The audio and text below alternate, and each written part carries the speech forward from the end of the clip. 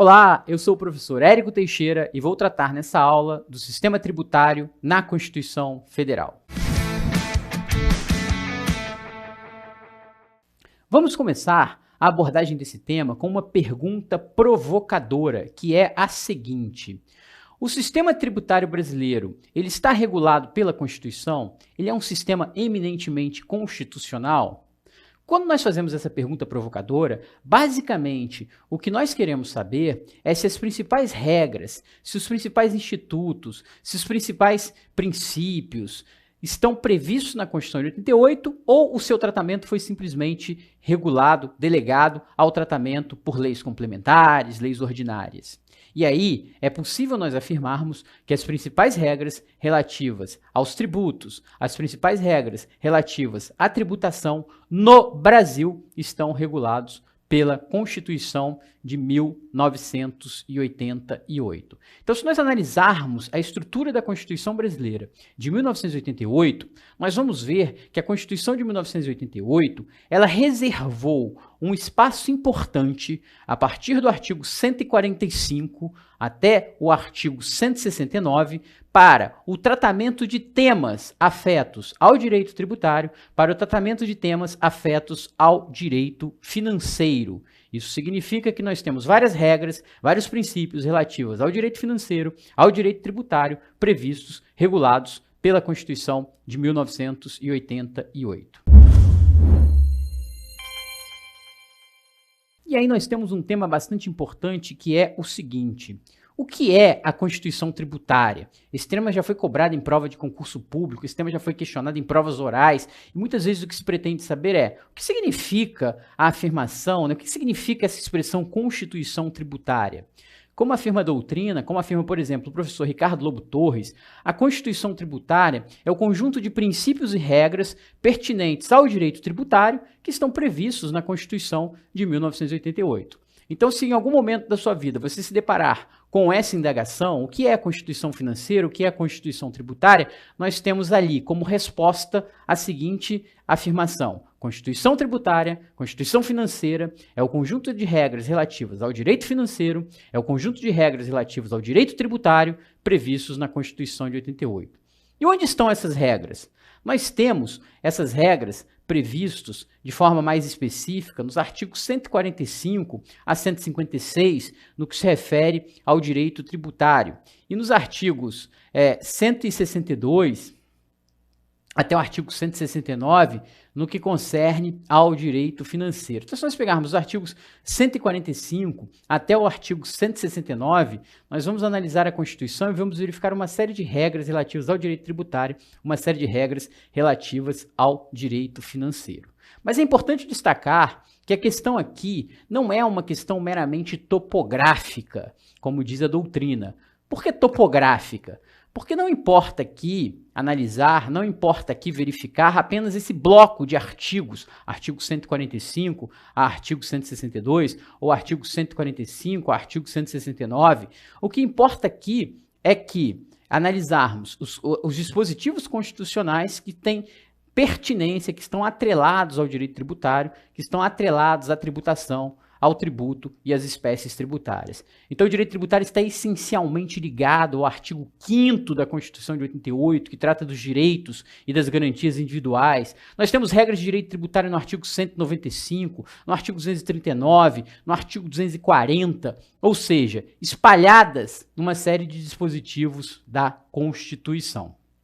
Então, o Sistema Tributário Nacional Brasileiro, ele estabelece os tributos que poderão ser instituídos por cada um dos entes políticos. Se nós descermos a análise destes dispositivos, como está colocado nesse slide que vocês estão assistindo, nós vamos verificar que nos artigos 145, 148, 149, 149A, 195, nós temos uma série de regras relativas aos tributos que poderão ser instituídos por cada um dos entes políticos e ainda, nos artigos 153, 155 e 156, de forma mais específica, os impostos que poderão ser instituídos pela União. Então, a Constituição estabelece uma série de regras relativas aos tributos, estabelece premissas, estabelece parâmetros para a repartição de competência tributária entre os entes políticos. Por essa razão que Leandro Paulsen afirma que as pessoas políticas que compõem a federação, elas recebem diretamente da Constituição, vejam aqui um tema importante, né? Diretamente da Constituição, porque nós estamos falando de uma Constituição tributária, de uma Constituição que trata de tributo, de tributação, e só dela as suas parcelas de poder fiscal. A Constituição é que define a competência tributária de cada uma dessas instituições, mediante normas concessivas de competência tributária e normas proibitivas de tributação, que nada mais são do que as imunidades tributárias. A competência tributária é o produto da aplicação simultânea de tais normas. As primeiras que autorizam a tributação, e as últimas que não autorizam, que impedem a tributação. Então, as principais regras relativas ao direito tributário e à repartição de competências tributárias no Brasil, elas estão previstas na Constituição de 88. A Constituição de 88, portanto, estabelece os tributos que podem ser instituídos por cada um dos entes políticos e detalha essas regras em relação à União, aos estados, ao Distrito Federal e aos municípios. O poder de tributar, portanto, no Brasil, ele é criado pela própria Constituição, ele é regulado pela Constituição, e nós podemos afirmar que nós temos no Brasil uma competência tributária e não um poder tributário ilimitado, porque essa competência tributária decorre de regras estabelecidas pela Constituição e deve ser exercida de acordo com as regras, de acordo com os princípios do direito. Bom, além disso, a Constituição delimita o perfil constitucional do tributo e menciona as regras relativas a 5 espécies tributárias existentes no Brasil, conforme a doutrina e a jurisprudência majoritária. E é importante, meus amigos, vocês prestarem atenção nesse tema, porque é muito comum a afirmação no Brasil de que nós temos um conceito constitucional de tributo. A pergunta aqui é: existe um conceito constitucional de tributo no Brasil? Cuidado! Na verdade, a definição de tributo,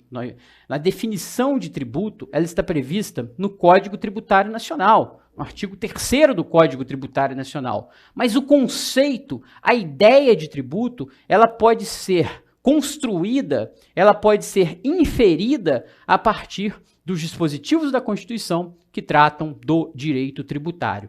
Então a Constituição, ela faz diversas menções ao tributo, diversas menções às espécies tributárias, diversas menções a princípios e regras de tributação, que quando nós analisamos esses dispositivos, que quando nós analisamos esses princípios e regras, nós podemos construir a partir desse arcabouço constitucional o que a doutrina denomina de conceito constitucional de tributo. Então a Constituição de 88, ela dá 2 passos aqui muito importantes naquilo que nós chamamos de sistema tributário na Constituição. Ela estabelece uma ideia, um conceito constitucional que ela pressupôs do que seria tributo no Brasil, embora tenha determinado que a definição fosse dada por lei complementar, mas o conceito e a ideia, ela é inferida da Constituição, o que significa que o legislador complementar não é livre para atuar da forma que ele entenda adequada, ele tem que observar esses parâmetros criados pela Constituição, e mais do que isso, ela faz menção a 5 espécies tributárias.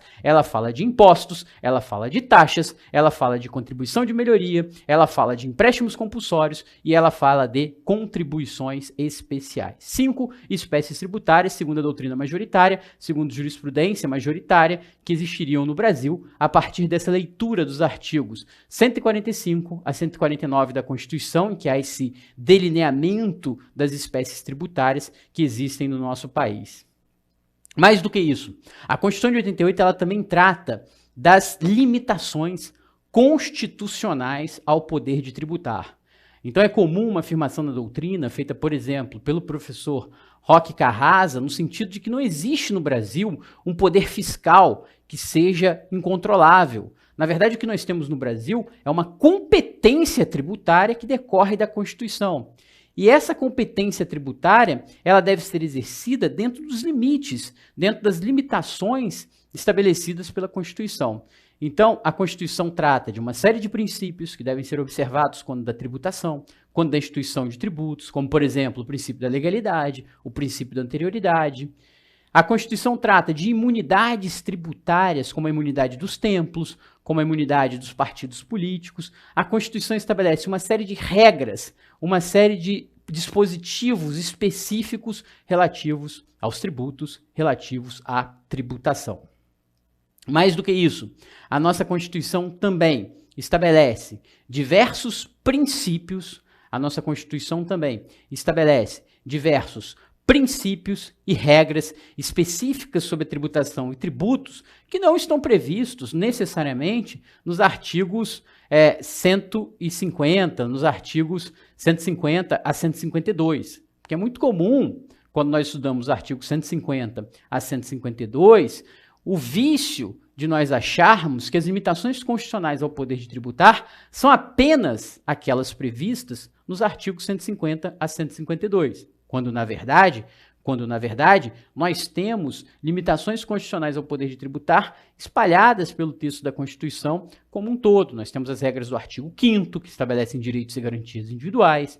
Nós temos, por exemplo, regras específicas para as contribuições especiais no artigo 195, além de outras regras espalhadas pelo texto constitucional. Mais do que isso, como um quinto núcleo de dispositivos previstos na Constituição, nós podemos afirmar que a Constituição ela regula a destinação do produto da arrecadação tributária. Nós temos regras de direito tributário, regras de direito financeiro, e nós temos o tratamento que a Constituição dá, à destinação daquilo que é arrecadado com tributos.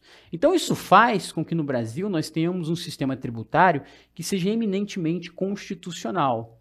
E quando se discute no Brasil, por exemplo, uma reforma tributária, que é um tema que se discute há anos no Brasil, a reforma tributária ela esbarra em alguns problemas.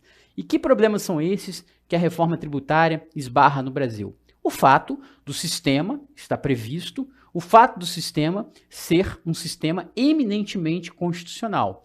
E aí nós vamos lá para o artigo 60, parágrafo 4º da Constituição, está no slide, que diz o seguinte: não será objeto de deliberação a proposta de emenda constitucional tendente a abolir a forma federativa de Estado, o voto direto, secreto, universal e periódico, a separação dos poderes e os direitos e garantias individuais.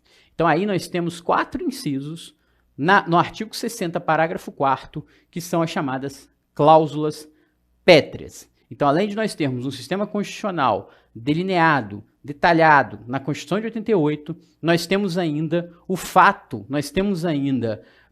uma questão importante, que é o fato de várias dessas regras, de vários desses princípios constituírem, na prática, um direito, uma garantia individual, ou, de alguma forma, poderem afetar a forma federativa do Estado. Então, por exemplo, quando se discute se é possível a criação de um tributo federal incorporando vários tributos estaduais e municipais, geralmente se levanta um problema, que é o fato de haver uma supressão significativa das competências tributárias dos demais entes políticos, no caso, dos estados e municípios. Isso seria compatível com a Constituição ou isso violaria a ideia de federalismo fiscal?